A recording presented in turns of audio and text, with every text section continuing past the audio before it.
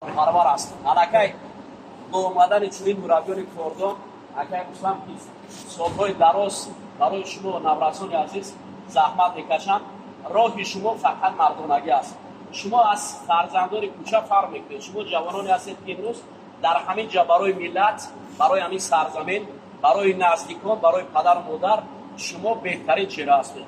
در پیش که قهرمان جهان نورسان است امروز که ما در اینجا آمدیم، من باوری دارم که از میان شما چیه که در همین تاجیکستان نبردی مردانه کردید، من باوری دارم که دوباره در میدان جهان نشان میدید و دوباره از ضربه های قوی تاجیکانه در عرصه بین المللی نشان میدید.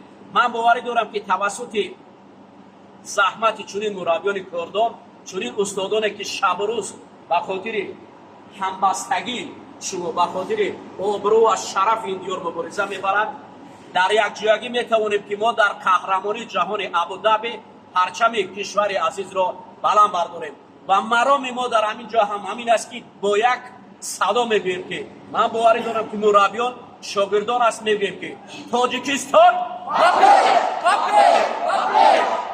شما برابر میخواهیم. این بار همیشه